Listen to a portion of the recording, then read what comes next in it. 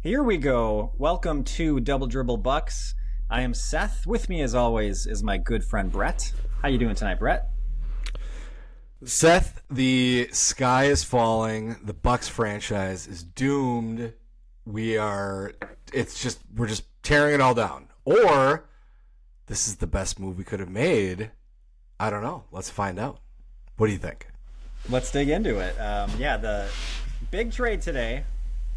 If you haven't heard, the Milwaukee Bucks have traded Khris Middleton. All the Twitter fans out there who hated Middleton for the past 5 years finally get what they want. The trade was with the Washington Wizards. It is Khris Middleton, our first-round draft pick, A.J. Johnson, and we swap our first-round pick in 2028 to Washington Wizards for Kyle Kuzma, Patrick Baldwin Jr. out of Sussex Hamilton, and we get their 2025 second-round draft pick. So let me break it down like this before we get into it.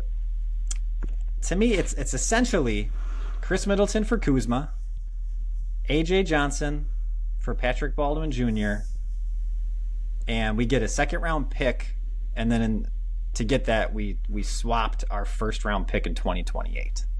This is kind of one way to look at it. Let's get your initial thoughts. What do you think about it?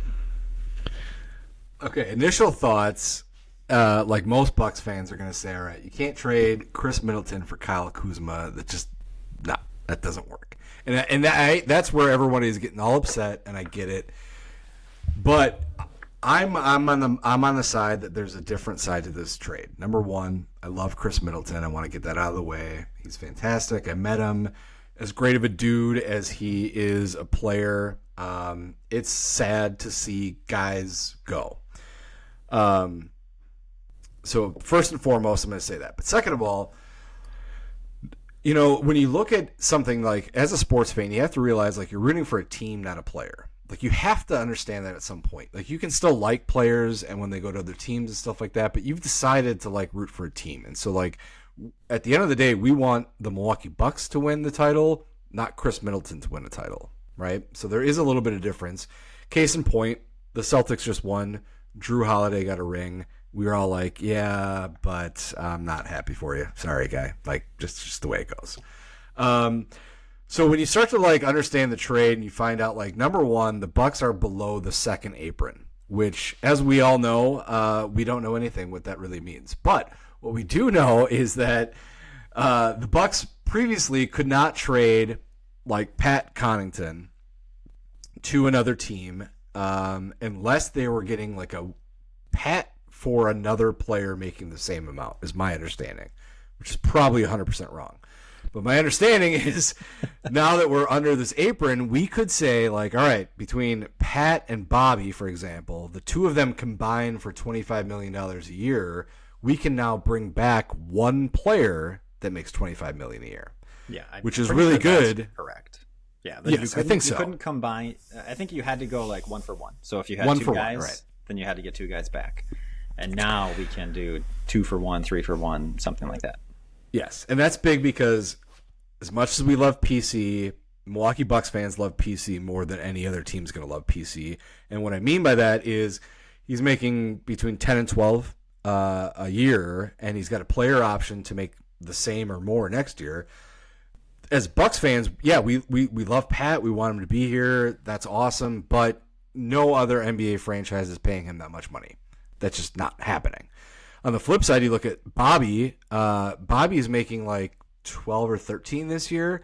That's underpaid. So if you were to trade Pat, I don't know who you're getting back. You're getting like a shit contract that's going to potentially just suffocate you for a couple years. If you trade Bobby, you're not really getting an equal player because Bobby's getting underpaid right now. Everybody knows that. So the fact that you can now put Pat and Bobby together and get somebody, it's a huge deal. And I think that's something that people that are in full panic mode have to understand. Like, to get better, we needed to do that. Now, this is all going to be for naught if we don't do another trade. So that's a little asterisk to the end of this. If you don't do another trade, I don't understand what you're doing. Like, yes, Kuzma is younger. we all know Khris was running slower. He knows he's running slower. It's not the same Khris that we all know and love from as little as 3 years ago, his last All-Star appearance. He's just different, right? And you'd love to have him on the team if he was a vet minimum guy. You'd love to have him be the next Marcus Johnson in the booth, But when you're going for a championship, like, I don't know, Khris has lost a step, and I just don't know how much of a step. And I think the Bucks at the end of the day were like, I just don't know if I want to bank on how much of a step did he lose. Like, is it a little bit and he's still great and we can finally see Giannis, Dame, and Khris together, or is this like a big slide, and when we are in like the crunch time and we put him out there, it's going to really like derail us? So long story short, I think like when you look past the actual players involved, yes, we got younger with Kuzma, but the ability to open up the trade market is the biggest part of the trade, in my opinion. Yes, yeah. Good thoughts there. I agree with a lot of it. Maybe a couple things to add to it. I guess one thought I had, obviously I think a lot of people had initially, is Khris Middleton is better than Kyle Kuzma.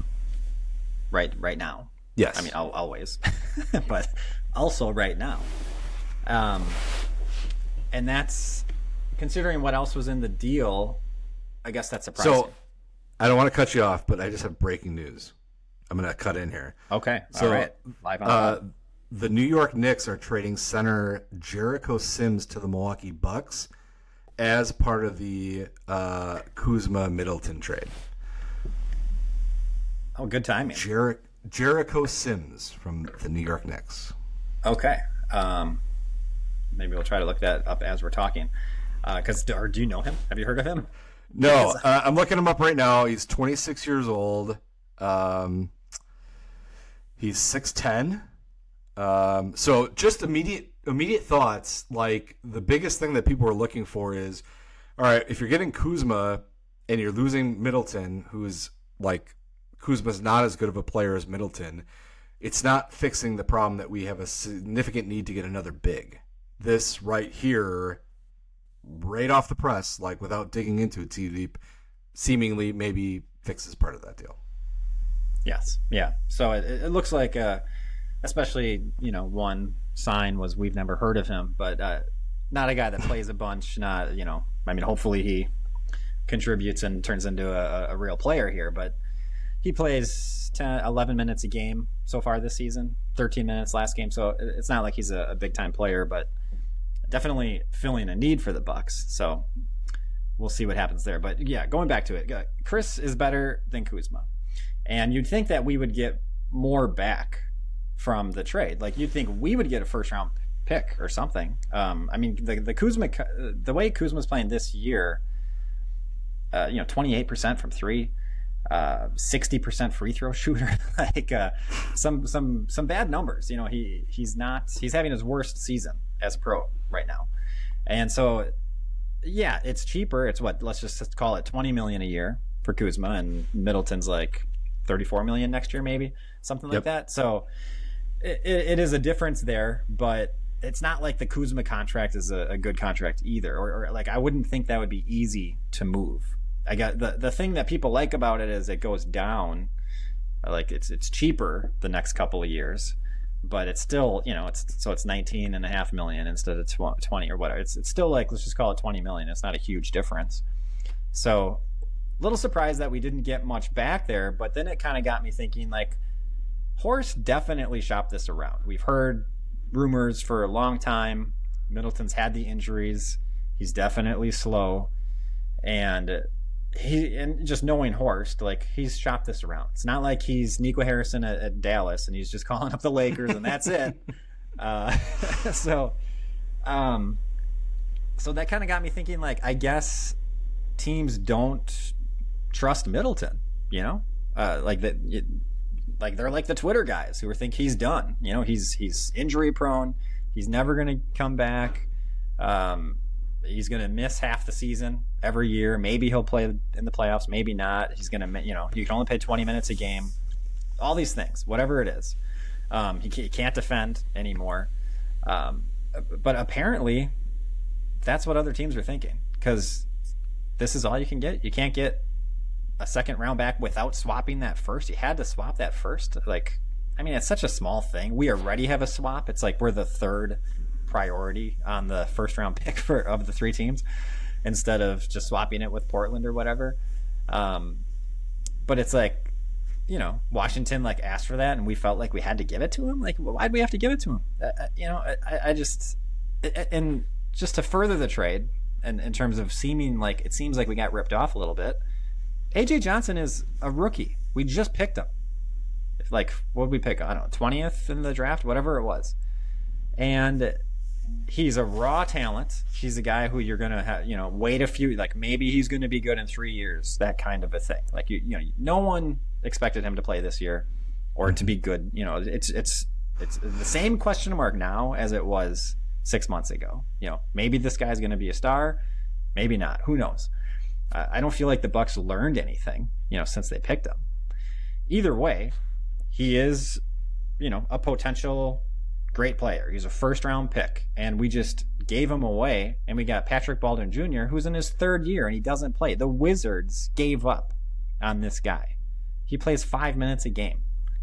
It's just like, to give up, to not get a pick back, and to give up essentially our first-round pick and the better player in the trade, just all of it together, it just seems like this is what we had. Like, and this is apparently, I think Horst did it to get under the second apron. And if that wasn't here, you know, if that wasn't a thing, this would not have happened. Like, this is more money driven than making the team better driven. I think he's trying to do the best he can with making the team better, but I also have to get under the second apron with whatever we do here.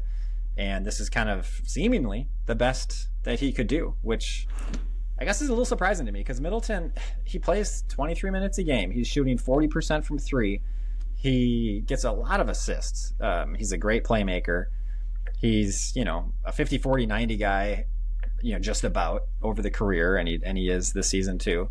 And it's just like, he's slower and he's a worse defender, yes, but he can score efficiently and he can be a great playmaker. Like, he's a really good player to have on your bench at the very least at this point. You know, maybe you can argue he's not really a starter anymore, or not starter minutes, but I don't know. We're losing a really good player, and it's definitely money driven, which makes sense. I understand it, but it feels like we got ripped off a little bit. I get it. So let me ask you one question before I respond. So do you think it's more likely that Horst was trying to get under the second apron, or that he really wanted Kyle Kuzma? Under the second. Under the second apron. Kuzma fits a prototype, and so yes. I think he likes Kuzma in that way, but I don't think he loves Kuzma per se. But it's very similar to the Luka trade. It's like, did you think nobody wanted Luka, or did you really want Anthony Davis? Like, that's going to be the question we're going to have as Bucks fans forever. It's like, did you want to get under that second apron so bad that this was the best you could do, or was there something about Kyle Kuzma that you really like that is going to just not make sense to a lot of us? You know, I'm trying to play devil's advocate here. And again, I've already said my piece about how I love Khris Middleton. I wish he would have retired a Buck.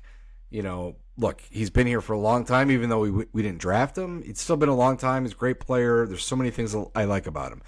But when you watch a Bucks game, one of the players that stands out to you is going to be the benefactor, Ajax. And one of the reasons he jumps out is because he's so quick, right? He's always flying around the court, grabbing rebounds. This guy's just like, his body is anywhere. And the next person you look to is Giannis. Oh my God, this guy's so fast. He's just like, nothing seems to slow him down. So you have those two things out there. So part of me is thinking, all right, well, you only have 2 guys that really stand out as being fast on your team. But then when you watch the team, you also like, all right, as much as I love Brook Lopez, he's clearly the slowest guy out there. And when you watch games recently, it's like, yeah, like Middleton is slower as well. Like, one of the reasons Ajax and Giannis stand out is because the rest of the team is slow. You know, we think back to last year, the complaint was on and on about like we're old and we're slow and we just can't compete up with players like, look at the Pacers. They're all fast. They're all young. They're okay. Well, you have to make a move like this sometimes so that you can be fast. And Kyle Kuzma, I'm not saying he is the answer by any stretch, but if he is fast, which he is, maybe that somehow changes this offense a little bit so that Dame can play faster. And maybe we can do some things that we couldn't do before, because the reality is I don't think we could have won with the team that we had. They are too slow. They are too old. We have some great talent that's there. But I do think you had to do something. Like we just weren't going to win it all with the way that we were. And I hate that it had to be Khris. That was the reason he's gone. But look, Bucks fan, you have to be more athletic. You have to be quicker. We all know this. We've been talking about this for a long time. So now that something's happened, you can't just act like it's the end of the world. That's just my 2 cents. Yeah, let's hope that guy, what's his name? Jericho Sims. Let's hope Jericho Sims is a fast, athletic, mobile center. Former first-round pick. What's that?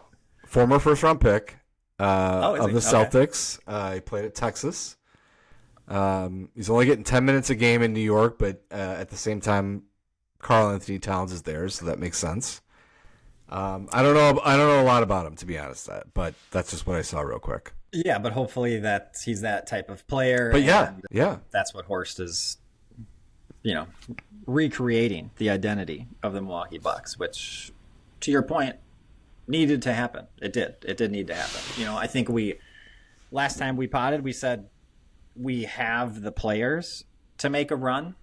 I think we did. I think our team as it was, was good enough to make a run, but it's going to be like 1 in 100, 1 in 1,000 to win the championship. With that roster, and it's because of how slow we are. And Middleton is definitely slower after the 2 ankle surgeries and everything else he's gone through. He is pretty slow out there, and in some games he looks better than other games. There are a couple of games in the past week or two where he looked just horrible, but then he came back and got like 22 points or whatever. So go ahead. One more thing. So we do have more breaking news. The Bucks are sending your guy DeLon Wright to the Knicks. So the DeLon Wright experiment is over for the Milwaukee Bucks. As part of the same trade? As part of the same trade. So he's gone. But that's interesting. Okay. Yeah, I mean, I don't understand that one, but whatever. Like maybe there's hope for Sims. We'll see. I mean, clearly, you brought this up just in text. Liam Robbins must be absolute garbage. Like, I heard maybe he was sick because he didn't play in the Herd. The box score I looked at said he was playing for the Herd. And then I think it was Locked On Bucks, maybe, or somewhere. I don't know. Wherever I saw it, he didn't play there either. So maybe he was sick. But let's give him that. It was glaring that he did not play in that game. But, okay, so maybe Sims is going to bring some athleticism. I don't know what we're going to get out of it. But here's the other thing. This is what I was talking to Ashley tonight. I said, okay, we all want Khris to stay forever. We want Brooke to stay forever. We want Bobby and PC to stay forever. And as much as Beauchamp hasn't done anything, there is a part of us that's like, man, I wish that guy stayed around and figured it out as a Buck, right? But at the same time, how would you be feeling right now if you found out that either AJ Green or Ajax were traded today? I think more people would be pissed if either one of those went than any of the 5 people we just talked about. I think I'd be more. I mean, I would include Middleton. I'd be more upset. Well, that's what I'm saying. Ajax. Yeah.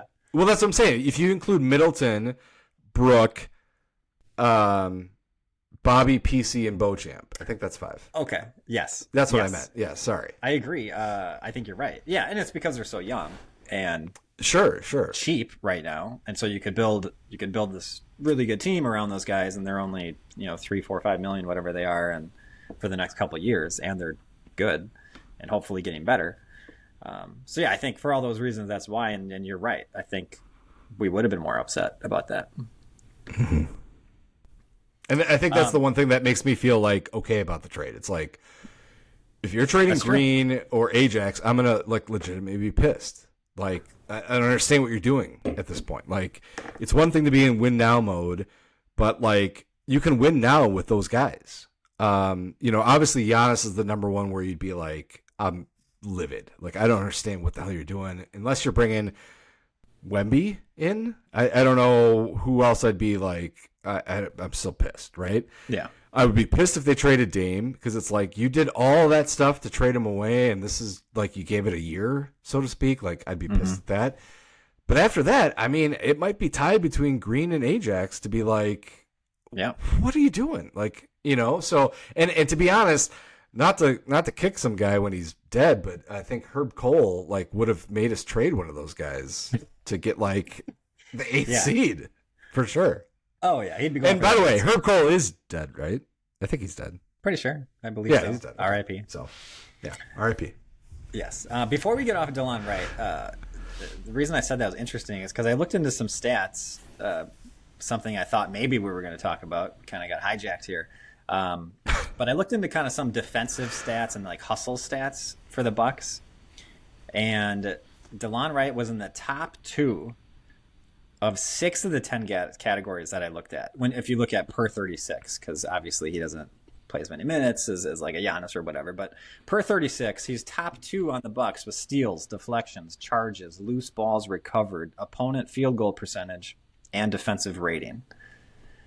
And only Ajax was in a similar realm. I think he was in 6 or 7 of the categories. Although it wasn't top 2, he was in like top 5 in 6 or 7 of the categories. So it's really like DeLon Wright and Ajax kind of stood out as like the defensive hustle guys. But I was we all know DeLon Wright's known for his defense. So I guess in one sense I wasn't surprised, but in another sense, like he doesn't play and we all think he sucked. And like actually he was pretty good on defense. He just sucked on offense. So it's funny because I was going to come on here and talk about that and say like, DeLon Wright should get some playing time, but I guess that's not going to happen. No, DeLon Wright is the campaign guy. I mean, we're going to have to call this an award and next season, like pick who's the new guy that's going to be the next campaign or DeLon Wright that like clearly is not going the whole distance. But, like, when campaign last year, like he was kind of fun. You kind of started rooting for the guy. Like he was making clutch shots. He had some decent defense. And then all of a sudden he's gone. And you're like, yeah, he's dead to me. And then all of a sudden he pops up in the playoffs. And you're like, God damn, like campaign. I remember that guy did something. And so like DeLon Wright, same type of thing. It's like, it's like, all right, who's this guy? Couple games, couple moments. And then he's gone. Of course, the Knicks. And of course, we're going to run into it. And of course, he's going to have a game where maybe he's not putting up anything big. But, I mean, could you easily see him having, 12 points because he's nailing some threes or, like, making a big steal at the end of the game? Like, unfortunately, I could see that. And that it feels like he makes every 3 he takes with that dumb 7th grade shot. Right. I always say 7th grade because I remember Mr. Fisher, our basketball coach in 7th grade, didn't let us shoot threes and he said that your form is just going to ruin your form because you're not like big enough, you're not basically old enough to really like shoot threes appropriately. And campaign shoots like what we would be shooting like in 7th grade. Like you can, you got to use your whole body to like get it over there. He kind of turns his body and like throws it up there. You know what? It works for him. So I guess I shouldn't make fun of it, but I hate it. I always hated it. I hate how he carries the ball all the time, and I've always hated campaign. I was very glad when we traded him, although he was actually pretty good for the Bucks. I remember looking at all the lineup data, and campaign was in like all the good lineups, and it's like, why? How did that happen? But anyway, enough of campaign. Yeah. Let's fuck you, take Mr. Fisher. Yes, another look at this. Another way to look at this trade. Maybe we can talk ourselves into it a little bit, maybe. But if you don't do anything, you keep Khris Middleton, we play the season out, and he goes forward with his player option for $34 million. Maybe we're not happy about that. We're going to pay him $34 million, and he's hurt and he doesn't play and all that. Or he doesn't take it and he's gone, and we get nothing for him. Yep. Are we in a better spot with Kuzma? Now, Kuzma's contract goes through 26-27. So 2 more years of Kuzma at, let's just call it $20 million a year. Is that better? Is that better than being free of either of them, or potentially having Middleton for $34 million next year? I'm going to say yes. And I'm going to tell you why. Number one, I think you're right. I think if Khris left and we got nothing, we'd be like, that sucks. If Khris re-upped for $34 million, we'd all kind of be like, oh, like, come on, man. Like, thanks for everything, but now you're kind of making us stuck with you. And, like, that's the problem. It's like Khris Middleton made an all-star game 3 years ago, and we won the championship 4 years ago. So it's like, I love all those things about the guy, but, like, the Bulls eventually parted ways with Scottie Pippen. The Bulls parted ways with Dennis Rodman. These things start to happen. Kuzma has been on a championship team. And as much as he sucked with the Wizards, which he didn't live up to the contract, it's the Wizards. Like, part of me is like, you were at a shitty franchise. Like, nobody has been at the Wizards and done well. It's not like you have a great coach. It's not like you have a great organization. It's not like you went to the Heat and you failed, or you went to, I don't know, name a place that you failed. Like, it's the Wizards. Like, I'm willing to take on a guy making only $20 million a year, which nowadays is kind of a deal, surprisingly, who, Washington brought him in to be the number one guy, and maybe he's just not a number one guy. There's plenty of people that aren't number one guys. Like, they're better as the number, 2 or 3 option. And if we can somehow untap that and be like, hey, less pressure on you because you're not going to be the main guy. You're the third guy at best. We just need you to be doing the things that you do the right way. And by the way, you have a super experienced coach instead of some, like, first timer, or I don't even know who the Wizards were dragging out there. No, because nobody was watching them. So I'm willing to take that bet and hope that maybe look at Khris Middleton. Okay, use this as an example. The Pistons drafted Khris Middleton, barely played the guy. He played and had splashy moments, but he was a throw-in on that trade. The Bucks didn't trade for Khris Middleton. He was a throw-in on the trade and turned into who he is. Wow. I don't know that. Maybe Patrick Baldwin Jr. is the new Khris Middleton. Maybe. It's one of those things. It's like, at the end of the day, like, it's the Wizards. Like, we all make fun of the Wizards, right? Rightly so. Yeah, so I wouldn't get too hung up on how well you played with the Wizards. Like, I get the logic of, if you're on the worst team, you should be amazing. But sometimes the worst team is the worst team because nobody knows what they're doing. And you're just like, whatever, dude. Like, I'll just take my money at this point. But now when you're in a contender, like, maybe it's like, oh, yeah, I reignite that love of basketball, and I'm going to try harder, and I know my role, and I have some veterans. And, who's the veteran on Washington? Kyle Kuzma, I think, is the veteran on Washington. Like, that's not fair. Yeah, that's bull, So I'm okay with it. I'd rather take that risk than, I'm sorry, to be paying Khris $34 million at age 35, I think. Yeah, he's 33 now. 34 next year. Okay. Yeah, he's 33. Kuzma's 29. I think when I look at it that way, it is better. Hopefully Kuzma's better than he has been this season. If he can get back to what he's been previous to this season, it's a more, it's a guy that teams see as useful, I would say. If he's shooting 28% from 3, that hurts. But if he can get to 33%, which is career average, which is not that good, but it's like passable, especially if you're doing all the other things and you're rebounding and hustling and blah, blah, blah. So anyway, I think it's a movable contract, I guess is my point. So even if he's not a fit, if he's not working out, I think we can at least trade him in the next 2 years if we have to, especially if we're under the second apron. then it's easier. So yeah, I mean, I'd rather have that than nothing for sure, and like you were saying, it just didn't seem like this team was going to make it all the way this season. And is Middleton even going to last? Is he going to get to the end of the season?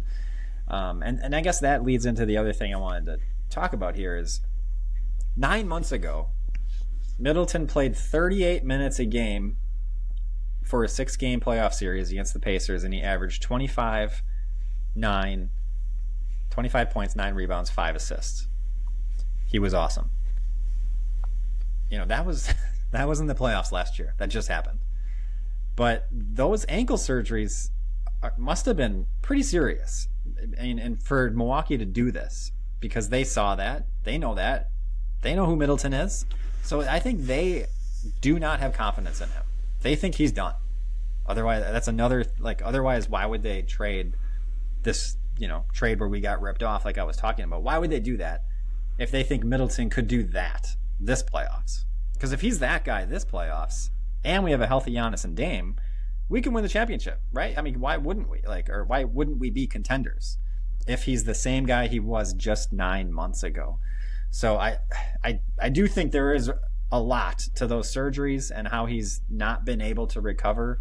And he was coming back, he started, and then we actually put him on the bench, after he started a few games, and it just seemed like there's a problem there. And, I'm sure there's potential for it to heal and him to get back to normal. But apparently it's not a high confidence of that happening. And so it was a low enough confidence where Horst was like, let's cut it. Let's get out now. We're going to get something back. The guy we're going to get back, he might not be the best player ever, but he is 6'9". He can play small ball with Giannis if Doc ever does that. He can rebound, which the Bucks suck at rebounding. And, he's younger, he's faster, he's quicker. He can play transition. I think one of the key things is we can get up and down a lot more with Kuzma. So there are, reasons to get that kind of a guy. And so, again, I think he kind of made the best with what he could do here. But I think at the beginning of the conversation was, we need to move Middleton. He's not coming back. Yeah, and I think, the concern that I think a lot of Bucks fans are going to have is this is going to be like last year we got rid of Drew Holiday, and then Drew Holiday ended up on our rival Celtics team that won the championship. If you look at that narrative, what the hell are the Bucks doing? But we got Dame. Like, that's a huge part of it. Like, we got Damian Lillard, who has been the first year, not living up to expectations. This year, like, he's been awesome. Number one scoring duo, Giannis and Dame. They figured it out. They're doing awesome. And you're upset that Drew went somewhere else and won it. Now, Khris is the same type of thing where it's like, if Khris gets cut by Washington or traded and flipped over to Philly or Boston or New York, you're going to be like, God, this sucks. Like, now I have to watch Khris do whatever. But to your point, like, he has had multiple surgeries. And while you and I have defended the fact that he's not an injury guy, he has missed some time. It is weird that you have to have cleanup ankle surgery in the offseason on both ankles. There is a very decent possibility that Khris Middleton could be sitting on the bench of the Milwaukee Bucks next year making $34 million and unable to play. That is a possibility. And that is a 35+% possibility, which is relatively high. I would rather move on from that. And look, sports fans get nostalgic. Yeah, it's like, I don't want to lose Khris. You don't want to lose any of these guys. Like, you would love to be in this bubble of it's the same team every year competing, but they all get older, they all get different. You traded away so much to get Damian Lillard at the end of his career to tie him with Giannis. That is the team. You have got to make it work now. You can't wait another, if you couldn't win it this year with Khris, and Khris gets hurt next year, you've wasted that year. Now you're in the last year of Dame and Giannis. The last year. And you have to figure something out. It's just such a waste. You have to do something now, and I think it's a good call at this point. Yeah, I want to talk more trade, a little bit more trade stuff. But before we get to that, let's just talk Kuzma for a couple of minutes. Kuzma on the Bucks. What does it look like? So I mentioned it gives us opportunity to play small ball where he's the four. You know, maybe he's even a five with Giannis, or Giannis is the five, Kuzma's the four. And the small ball has not been good the past week or two. And I don't know if that was a part of what they were looking at. I don't know why, because they barely played small ball at all till they were forced to when Bobby was kind of dealing with his personal issues there. So I guess there's a lot of talk about small ball, but the Bucks need to prove it to me that they actually care about playing small ball because they've only done it when they've had to do it. And as we've talked on this pod, they should do it, and they're stupid to not do it. So hopefully now with like a better piece to be that four alongside Giannis, hopefully that happens. But in general, I think what we're getting with Kuzma is someone who's going to improve our transition defense and transition offense and rebounding. I'd say those are kind of the key things that we're getting. And I'm not sure how good of a defender he is. I've read both things about him, that he's both a terrible defender and like a pretty good defender. So I guess we'll just see how he is. But, hopefully he can hold his own. I'm sure he's going to be better than Middleton. I would say that. Middleton has been a pretty bad defender this season. So I think it's an improvement there. Hopefully he's better than Taurean Prince, which I was kind of hoping a little bit more from him on the defensive end. And that, I'm curious to see what happens there. Like, is he taking away some of Prince's minutes, or are they playing alongside each other? And then we're kind of pretty tall team at that point. So it is interesting to see how he's going to fit in, who's going to lose playing time to get Kuzma these minutes. I guess just off the cuff here, I do think he's replacing Prince in the starting lineup. And I hope Prince does not start. And I like Prince. I want Prince to play some minutes, and he's awesome. 3-point shooting is unbelievable. But again, yeah, Prince at the 4 for 15, 20 minutes, I think would be awesome, as opposed to, right now he's playing the 3 like 25 to 30 minutes. So maybe that I think is an improvement, assuming Kuzma's good or not bad. So yeah, what are some thoughts you have? How is he going to change how the Bucks play? Who is he taking minutes from? What do you think?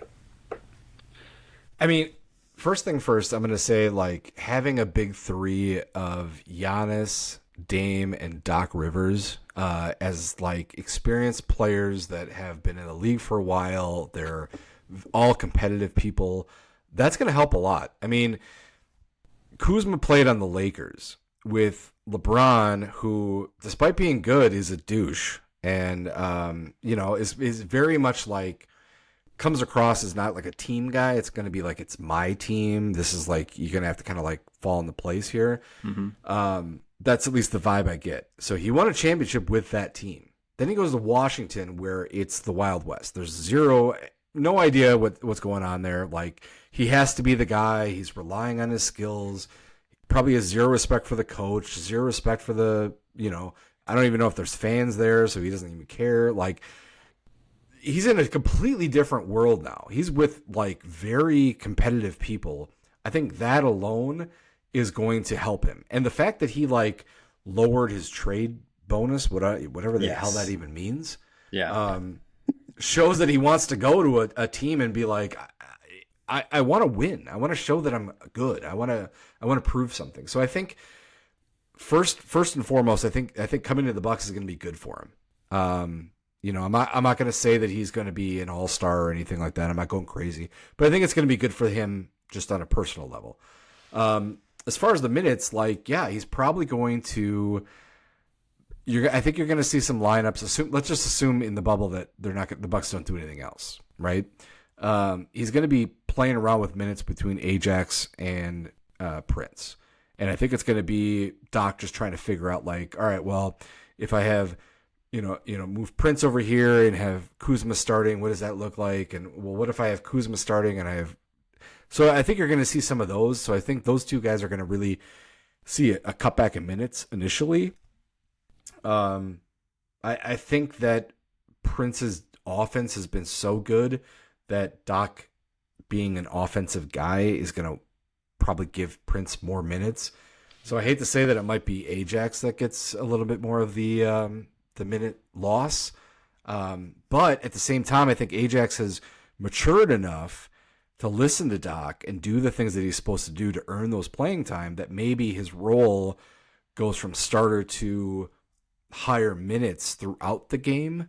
That would be a big hope of mine, that it's not like a punishment, like you've lost all of your playing time, but maybe his role just gets redefined a little bit.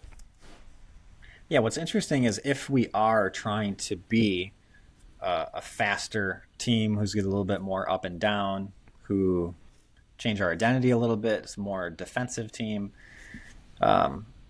you'd play Ajax, right? Like, doesn't Ajax fit in to that idea? So I hope you're wrong about that.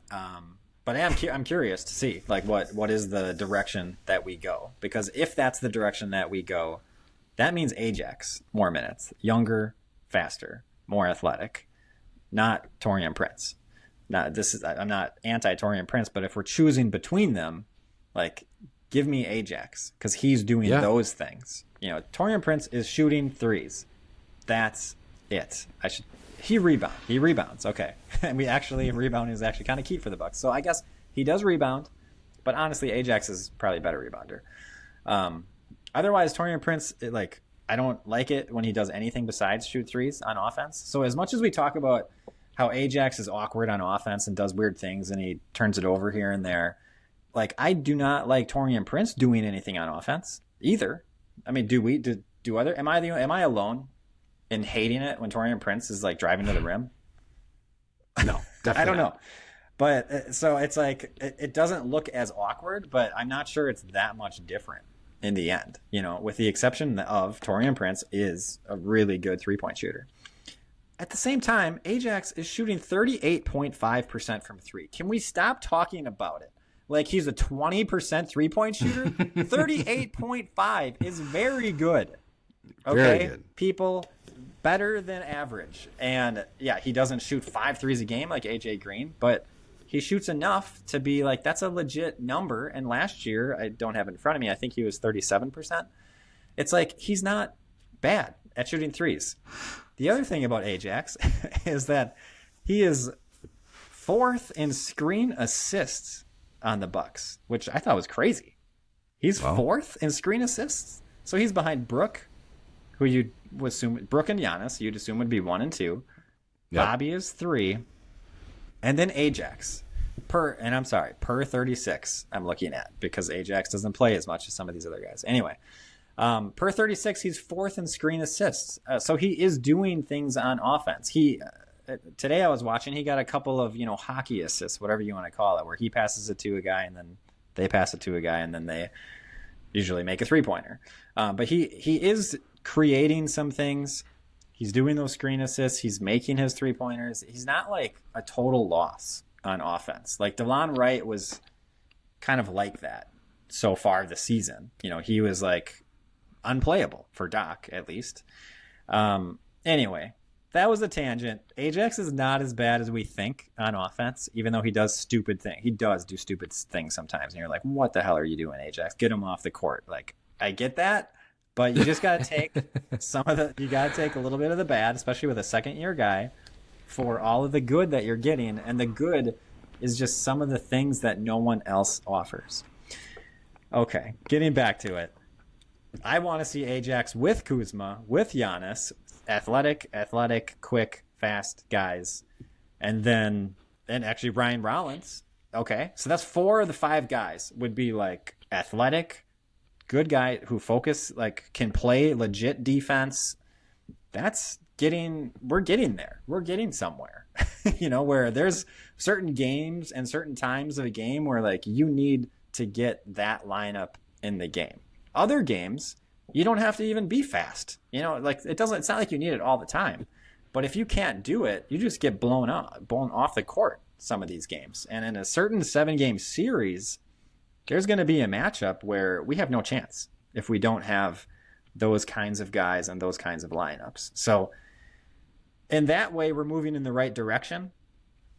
And it's really up to Kuzma to not be horrible. I mean, the numbers are just unbelievable. Like, is he not trying in Washington this year? It's just kind of, I mean, 60% free throw shooting. Last year, he was 77%. Like, how does that even happen? In your 10th, what season? He's in his 8th season in the league. And he dropped 17 points in free throw shooting. So hopefully Kuzma, and he's going to get open looks, with Giannis and Dame and this offense. He's going to get open looks. Like, he's going to get the looks that TP gets. Can he hit those 35% of the time? Hopefully more. So that's actually going to be a big factor here. Like, can he hit shots? I'm on a tangent here, but the last thing I'm going to say is, the other thing is, hopefully he takes less shots. You were talking about it before. He's not, in Washington, is he the number one, number two guy? I don't know exactly. I don't watch Washington Wizards basketball, but he's certainly not the top two guys on the Milwaukee Bucks. Is he even number three? I hope not, honestly. I hope he's a role player. I hope he goes back to those Laker days where he's a role player, making the hustle plays, playing defense, getting rebounds, and getting those open corner threes and hopefully making them. That's what I want from Kyle Kuzma. So first of all, I want to make sure that we agree. Like, number one, I don't want the minutes to come from Ajax. He is the more athletic player. I think, just to come back, I'm saying, if Kuzma comes back or comes to the Bucks and he has great offense, then yeah, we're going to see Prince sitting more and Ajax playing. But if Kuzma comes in and all of a sudden untaps his great defense, and his offense is lacking because of these numbers have sucked, then you're going to see more Prince, because Doc trusts that. Yeah, you're right. You're totally right. And I also think Doc is the type of coach that's going to be like, I don't give a shit if you're making $20 million. You could be the seventh guy off on my team. You could be a starter.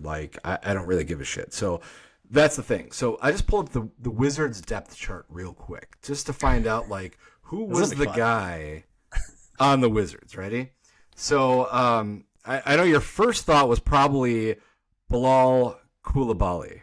Coulibaly and Jordan Poole are the only two guys I could think of. And Jordan Poole, exactly. Those are your guards. So right off the bat, neither one of them is another number one option at all. You have a rookie, Alex Starr. It's a rookie. I mean, unless it's Wemby, he's not your number one option. And then you got Keyshawn George, who I know nothing about. So, to be fair, back to my original point, Kyle Kuzma had no other choice but to try to do everything for this team. Is that the starting lineup or the top points per game, or what do you look at? That's the starting lineup according to ESPN. Okay. That's a bad starting lineup. That's a bad starting lineup. And, your boy Malcolm Brogdon is there. He doesn't start. Oh, yeah, the president. No, so, yeah, I mean, it's not a good team. And again, I still, this whole time, have not looked up who the coach is. But I'm assuming it's some guy's first time coaching. I can't place Brian who the coach is. Keefe. No idea. Brian Never heard Keefe. Yep. He was a former interim coach. The Washington Wizards are trying to lose as many games as possible to get Cooper Flag. Yes, they're doing a good job so far. Yeah, the only person you should be really having honestly concern with this trade is Khris Middleton, to be like, man, I feel bad for you because you're going to a team that doesn't want to win. They don't want you to play. Mm-hmm. But, there's a big, huge possibility that Khris just gets flipped to a contender and he's fine. Don't even worry about it. But, I guess my guess, just to wrap this whole thing up, is Kyle Kuzma. I'm not going to be down on the guy because, again, to my point before, you played for the Wizards. That team, who was on that team? You sucked. You're terrible, terrible coach. Brian Keefe, I'm sorry, I'm going to go on a limb and say you suck because you won 8 games this year, so I'm not that far off. I don't know who the GM is, but he sucks. The Wizards suck. We listen to a podcast where one of the guys is a Wizards fan and he has nothing good to say about it. So, Yeah, until Kuzma gets here and shows me what he's got, like I'm gonna be all for it. So that's my closing statement on the Kuzma trade. Yeah, my closing statement is he's not allowed to date any Kardashians. Like that, anything like that, it's over with. We're just focused on basketball and winning a championship here in Milwaukee, Kyle Kuzma. Okay, and also I don't care the fashion stuff. Just we don't care. We're in Milwaukee. This is Milwaukee. You're not in LA. You're not on the East Coast. Just focus on basketball and be a good guy. Okay. And I think Giannis and Dame would shut that shit down pretty quick. I do. I think they'd be like, no. Yeah, they would. Now the fashion stuff, Dame might actually. They might both kind of get into that, but. Maybe, but I mean, Dame could be like, look, there's a certain style you come to the stadium with, but when you're on the bench, Dame's wearing a hoodie and he's whatever. They're pretty much in athleisure wear. Lots of hoodies, lots of sweats, lots of stuff like that. Dame's into fashion, but he's not overdoing it. He's not like SGA, Ben Simmons. Who's the football player? Cam Newton. Yeah. They show up in just these crazy outfits, and then also doing the press conference. Russell Westbrook kind of had a run there for a few years doing stuff in the press conferences. Dame's not doing that. He's respectable. And that's what I'm saying. The culture is going to shut that shit down. I'm sorry, but if you got called up to the big time in anything that you do, to people you look up to that take this job serious, and you're not gonna necessarily do the same funny shit you did every day. You wouldn't bring your whoopee cushion to get a laugh at the meeting. You might just be like, oh, I'm gonna actually pay attention to this meeting this time, or whatever. I don't know. I think it could change, and we might get a lot out of them. I don't know. Yeah. Yep. All right. Well, big change. We'll talk about how it's going in a couple weeks. But before we wrap up, let's talk a little bit more trade talk. Do you see the Bucks doing another move? If maybe, is there one that you want to see? Yes. So I would love. Realistically, I think the Bucks need to make a trade, and I think the trade has to be moving PC and Bobby. As much as I hate to say it, I like both guys. I would like to keep Bobby. PC has done a lot for this organization, but I'm not paying the guy what he's getting made. He's got to go, because there's a legit fear that PC is going to accept his player option. And the same thing I talked about with Khris is you're going to have him sitting on the bench making $12 million a year, and it's that sucks. Can't do that. So the only way that you're going to actually be able to move PC, in my opinion, is to tag him with Bobby. And the only reason I say Bobby is because the guy's making, 13?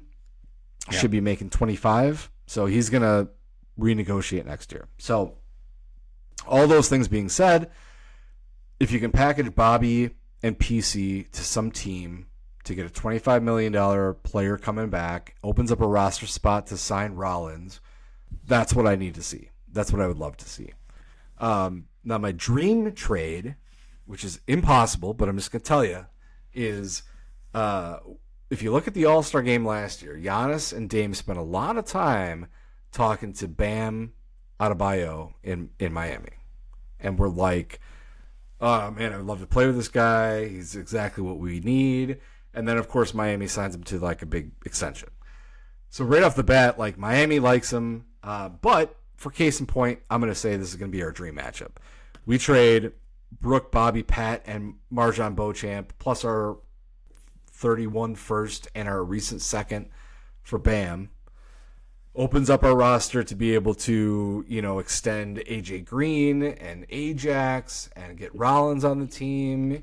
You got your athletic center. For the Bucks, they're going to be jumping over joy. Now, you look at the Miami Heat and go, why would you ever take this deal? And it's very hard for me to sell it. I'm thinking that, my thought is, you got Brooke that you can all right, that contract's going to go away. In theory, Bobby's going to go away. maybe Pat is, and maybe it's like you're clearing up space because you're going to be one of these teams that legitimately thinks some upcoming free agent is going to come to Miami, and that's what you're going to do. Like, hey, let's clear all this space and keep Tyler Hero, who is somehow our best guy, and we'll go around with Hero and whoever this upcoming free agent is going to be. That's the only way I can see Miami doing that. I think the odds are less than 1%. But my serious answer is you put Bobby and Pat together to try to get a $25 million guy coming back, open that spot for Rollins. The dream scenario would be to get Bam, because I think that would be a huge piece that would really cement a championship run. That would be amazing. Bam Adebayo would be a perfect fit. That'd be great. He's apparently not doing quite as well as they had hoped. I think they were hoping that he was going to turn into a number one guy, and that's not going to happen. He's not that guy, but he is an awesome center to have on your team. Whether he's a number 2 or number 3 option on offense, as I'd say he's somewhere in there, and I think that's fine for how good he is defensively. And yeah, he's a very. I haven't thought of that. That'd be perfect. I don't see it happening. Not sure how that's going to happen, but that'd be great. So before trading Khris Middleton, I was going to say we should try and trade Bobby Portis for Larry Nance Jr. That would have just been a 1-for-1 trade that would have worked before the second apron whole thing. And that's just going for just getting more athletic defense, as opposed to Bobby Portis is a pretty good offensive player but not great defense.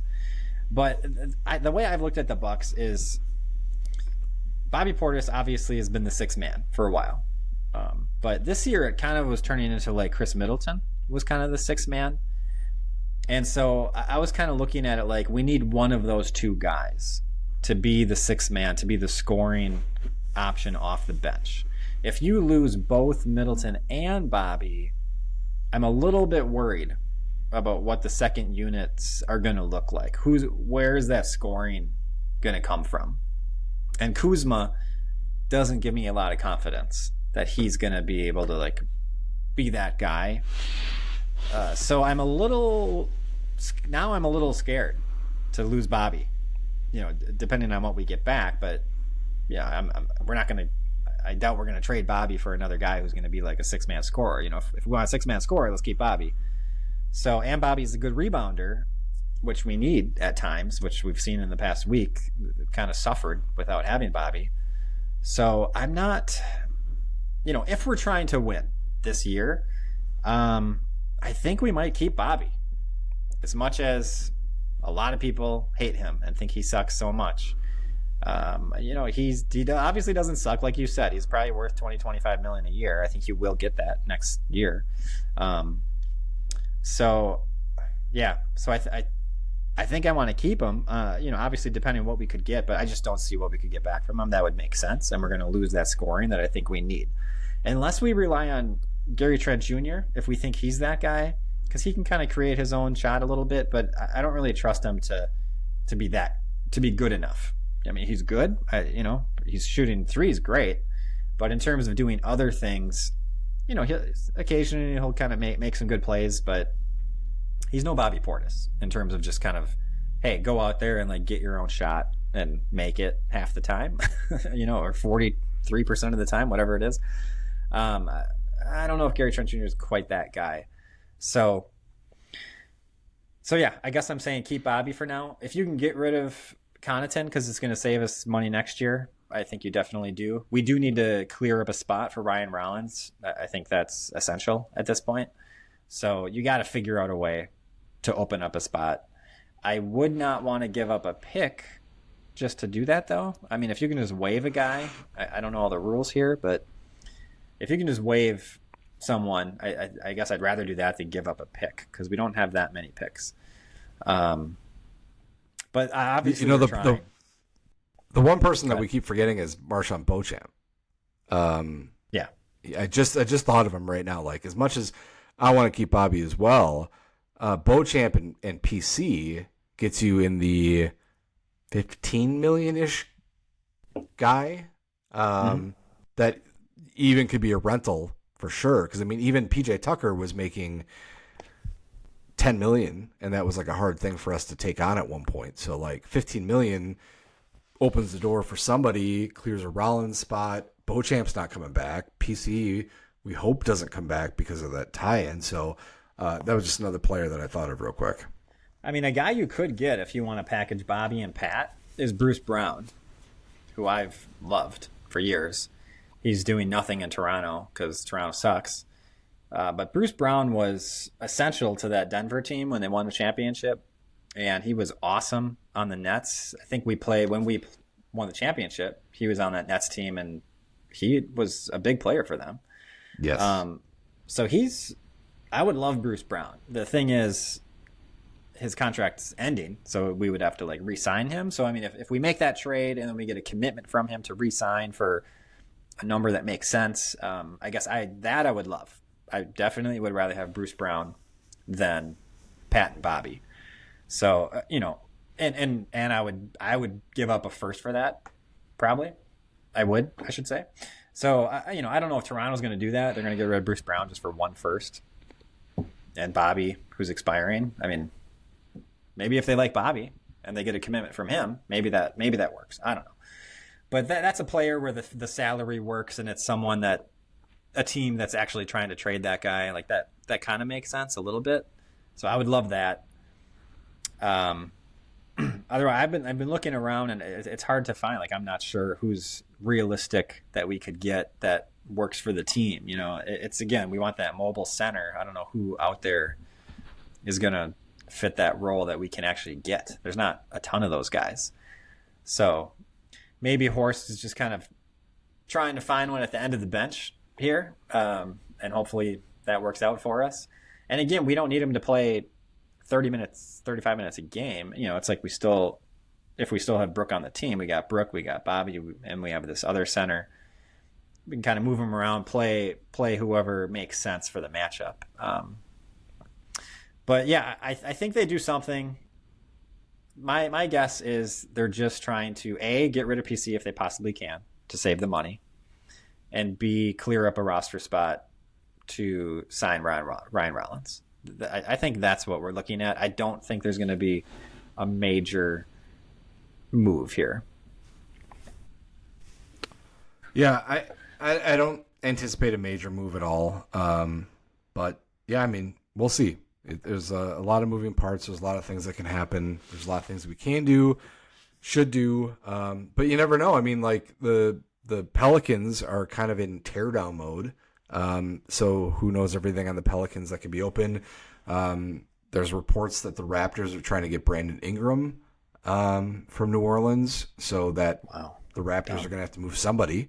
And either that's to the Pelicans and then they cut him and then it's open market, or maybe it's I don't know. But I don't know. I would say I would be surprised if nothing else happens for the Bucks, but I don't anticipate something major.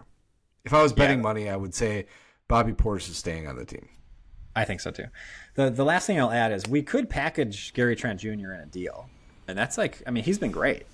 He's been, that first month aside, especially because of that first month, how bad he was. He's up to 43% or whatever it is from three, and he's only $3 million, so we could throw him in with PC instead. Like, maybe that allows us to make a trade where we're not giving up a pick, we're giving up Gary Trent Jr. And maybe who we get back, like, that's fine. And honestly, like, we don't need the same guy back because we have AJ Green. Why don't you play AJ Green more than 21 minutes, Doc? Give him 30 minutes, make him a starter. That's fine. I mean, AJ Green and Gary Trent Jr. are giving us the same thing. So, I mean, AJ Green's honestly more efficient because he's not really taking other shots other than the 3-pointers for the most part. Gary Trent Jr. is kind of driving a little bit more, and so his efficiency is a little bit down, kind of just like trying to create stuff. Well, AJ Green pretty much doesn't do that.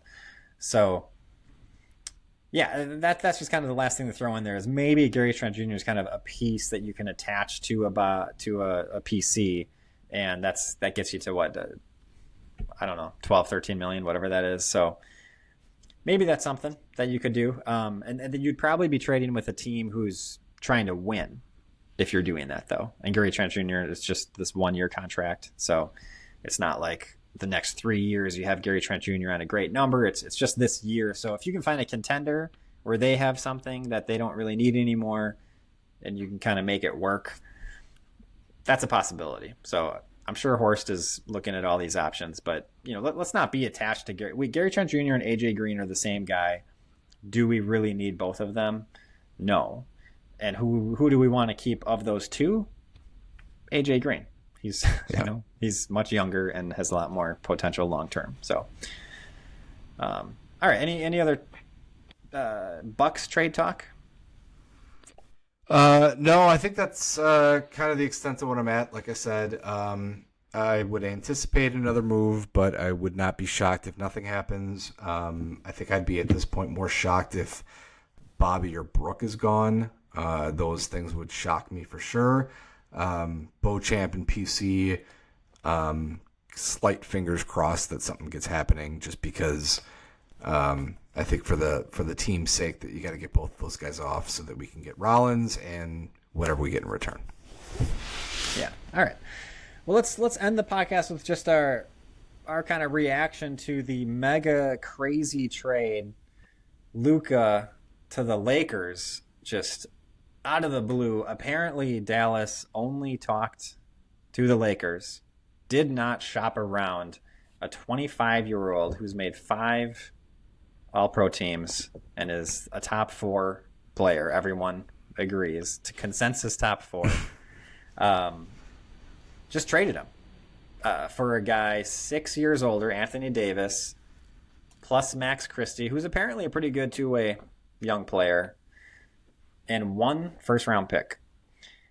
Everyone agrees, not as much as you should get from Luka. If they shopped around, I'm sure they would have gotten a better deal. And if not, they would have just gone back to the Lakers and been like, okay, you know what? Like, we literally talked to everyone else, just so you know, but do you still want to do this? Lakers would be like, yep, we're doing it. Let's go right now. So yeah. Just incompetence. I don't know what's happening in Dallas, but the trade, what are your thoughts on that trade? I mean, it was shocking, first of all. You don't have a 25-year-old getting traded after being just literally in the finals, being on the cover of NBA 2K, multiple All-Star. Like, that's just shocking. And then both of them are current All-Stars. Like, I think I saw something, it was the first time 2 current All-Stars have been traded together. Like, it's always like, yeah, I'm going to trade a aging star for a younger guy that just happened to turn into something or something like that. The Paul George for SGA. Like, I don't know how many people thought SGA was going to be an MVP candidate at the time of that trade, but good for the Thunder for seeing that. I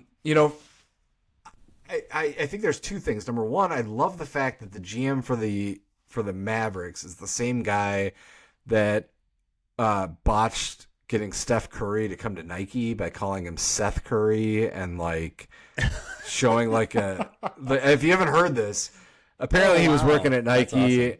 And they were trying to get Steph Curry and they reused the old Kevin Durant film that they put together, and it was pretty obvious that it wasn't made for Steph. And then he called him Seth Curry, and just like botched the whole thing. Like, Steph Curry was just like, "Are you kidding me, man? Like, no, I'm not signing with you." So I do find that extremely funny that it happens to be the same guy. And I on one hand, I do understand. Like, all right, if you have concerns about giving Luka that max deal that would have paid him, let's call it $60 million a year, then yeah, you should be shopping him. But you should have shopped him.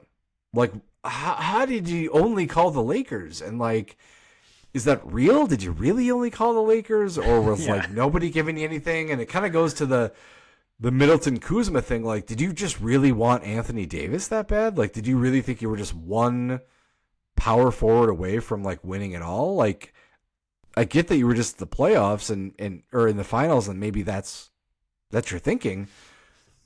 but you just traded the guy that got you to the finals. It's not like you traded a piece. You traded the guy. So I don't know. I'm so baffled. I don't understand it. I'm pissed that the Lakers continue to get like generational talent after generational talent. It's kind of annoying. Yeah. Mm-hmm. Like, just go a good 10 to 15 years where you suck, and like Jack Nicholson is selling his seats because he's like, this is garbage. Like, I want to get to that point for just once, but no, you just reset it, and it's still going to be the hot place to go. And the thing with Luka, he does not look like a basketball player. As many times as you watch him, you're just like, I don't know how this guy is as good as he is. He does not look like he should be playing. He looks like a dad on a YMCA league that just somehow can't miss. And you're like, wow, that's who he is. So, I don't know. I don't have a whole lot to say. I'm just still baffled, like everybody else. Yeah, I mean, Dallas gave a number of reasons as to why, like various reasons. One of the reasons they gave was that they liked that AD fit with Kyrie's timeline. So they're saying that we are choosing to build our team around our 31-year-old Kyrie Irving, who has a history of just being a crazy guy who does stupid shit that gets him, gets him suspended. And then there's like multiple times where he's asked to leave a team, for no apparent reason.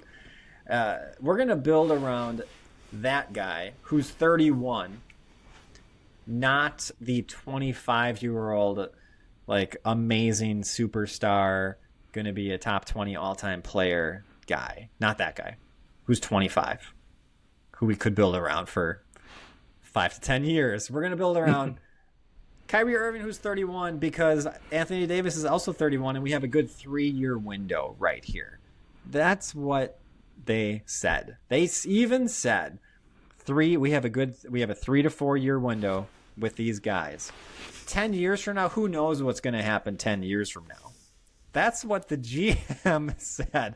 This is your job. You're the GM of the team. You are paid to think about 10 years from now. That's not us. We don't think about that. You do. You're the guy. And he's saying, who knows? Who knows what's going to happen 10 years from now? Unbelievable. I mean, the owners obviously signed off on that, but I don't know how you keep that GM. Like, you fire him right there. In the middle of the press conference, you fire that guy. That was like the worst part to me. I mean, I like defense. I'm not even a Luka guy. I mean, Luka's great. I like him in general. Like, he's outstanding, but I don't like watching him play. He's not my favorite. It's kind of like a James Harden. He's not my favorite player. I don't love watching him play. I don't love how he plays the game all the time. But at the same time, you keep Luka Doncic on your team and you build around him. Like, what are you doing? So, just crazy. And like you said, the Lakers, that's who gets him on this deal. Like, it's just sickening. I think you nailed it, though, with the fact that the GM, like, the job is to look 10 years ahead, but how many GMs have that long of a deal? So, like, the guy's like, look, I got a contract that runs out in 4 years. I better win in the next 4 years to get that contract to go from there. Like, I don't know that I can win with Luka, which is dumb because he clearly can. But, yeah, I mean, he's just thinking about his own job. That's it. Oh, that's amazing. Yeah, you said the quiet part out loud. It doesn't happen all that often. So, yeah, Luka brought them to the Western Conference, like, championship, like 3 years ago, 4 years ago, whenever that was. But it was like, wow, how did Dallas get here? And then last year, championships here. How did Dallas get here? I had thought they had no chance. It's all because of Luka. And you just let him go. I'm sorry, Dallas fans. It's that is so. If the Bucks would have traded for Bradley Beal, I would have been and traded Giannis for Bradley Beal. Yeah, well, no, just period. If they would have just got Bradley Beal, If they would have traded Giannis for Bradley Beal, yeah, I mean, it's over. I'm not a Bucks fan, period. But if they would have traded just like whatever, Welcome to Double Dribble Nets, the Brooklyn Nets radio network. We're switching to some random team. It doesn't even matter at this point. Yeah, exactly. Anyhow, that would have so actually on Twitter, a lot of people are just like, I don't think they're throwing away the Bucks being Bucks fans, but they're throwing away the season. They're very upset about this trade that we made for Kuzma. This is like minor scale. This is nothing compared to what the Mavericks just did. Nothing. And it's nothing compared to if we had traded for Bradley Beal. Bradley Beal is a max $55 million, whatever it is, for the next 3 years, and he sucks. It's like, I can't believe there was any real talk about that happening. I hope that Horst did not ever seriously think about that, and it was just talk. Maybe he made a phone call just to talk. That's fine, I guess. But the fact that any basketball fan was like entertaining that as a reasonable thing, I don't know. Hopefully it's not going to happen in the next day. But that I would have a problem. I don't know what I would do, but that would be a problem. I can deal with Kuzma and Middleton. Maybe it's our thing, like when we were like making fun of like the NBA insiders, where if you're like, if I got a job as a GM, and like Brian Windhorst is like, "What are you thinking?" I might just be like, "Oh yeah, I'm thinking of getting Bradley Beal." Oh, and just see what he does with it, and then be like, I'm not really what an idiot. Maybe they're just toying with these guys. Yeah. And then Nico Harrison tells him, "Well, I'm thinking about trading Luka." You're like, "Oh, come on. Yeah, all right, I don't believe. I'm not going to print that." And you just missed the scoop of the century. Yeah. Oh, what an idiot! You did it. Oh, dumbass. Yeah. Okay, well, I'm excited to see the next couple weeks of Bucks basketball. It'll be fun to talk about how Kuzma is assimilated into this team. In the meantime, subscribe and rate us on Apple, Spotify, or wherever you listen to your podcasts. Email us at doubledribblebucks@gmail.com. Give us your thoughts. What do you think about Middleton and Kuzma in this trade? Come on, Chris. Let's hear from you. Let's hear some of your thoughts. And follow us on Twitter at PodDDB. Until next time, go Bucks.